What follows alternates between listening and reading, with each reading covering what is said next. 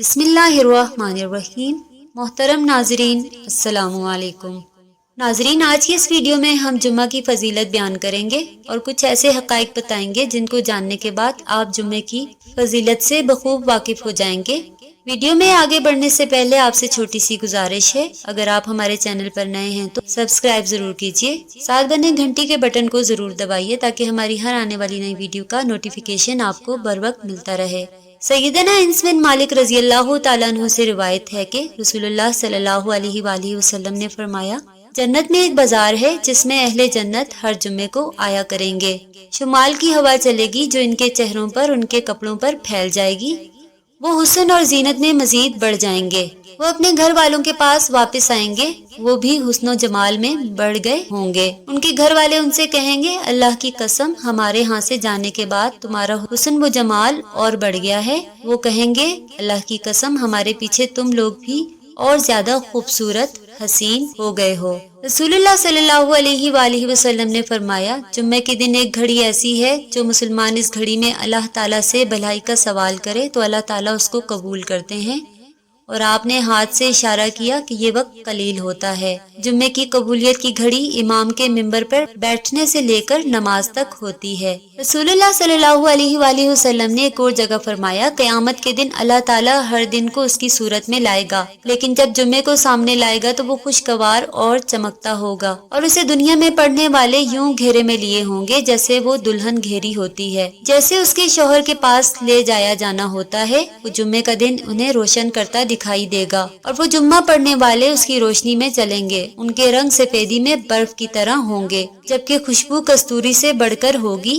وہ کافور کے گویا پہاڑوں میں گھسے ہوں گے، دونوں جہانوں والے ان کی طرف دیکھ رہے ہوں گے، اور جنت میں چلے جانے تک خوشی میں سر اوپر نہ اٹھائیں گے، اور ان میں گھل مل جانے والے صرف موزن ہوں گے جو ثواب کی خاطر اذانیں کہتے رہے ہوں گے۔ اللہ کے رسول صلی اللہ علیہ وآلہ وسلم نے ارشاد فرمایا، جس نے بروز جمعہ غسل کیا تو وہ اگلے جمعے تک گناہوں اور گندگی سے پاک ہو جاتا ہے۔ حضرت ام المومنین عائشہ صدیقہ رضی اللہ تعالیٰ عنہ سے روایت ہے کہ رسول کریم صلی اللہ علیہ وآلہ وسلم نے فرمایا، جو جمعے کی نماز کے بعد سورہ اخلاص اور سورہ فلق اور سورہ ناس 7 مرتبہ پڑھ لے گا، اللہ اس کو دوسرے جمعے تک اس کی وجہ سے آفت و شر سے محفوظ رکھے گا۔ جمعے کی کچھ سنتیں ہیں جو کہ ہم وضاحت کریں گے۔ غسل کرنا، اچھے اور صاف کپڑے پہننا، مسجد میں جلد جانے کی فکر کرنا، مسجد پیدل جانا، امام کے قریب بیٹھنے کی کوشش کرنا، اگر صفیں پر ہیں تو لوگوں کی گردنیں پھاند کر آگے نہ بڑھنا، کوئی فضول کام نہ کرنا، یعنی مثلاً اپنے کپڑوں سے یا بالوں سے لہو علاب نہ کرنا، خطبے کو غور سے سننا۔ جمعے کے دن جو شخص سورہ کاف پڑھے گا اس کے لیے عرش کے نیچے سے آسمان کے برابر بلند ایک نور ظاہر ہوگا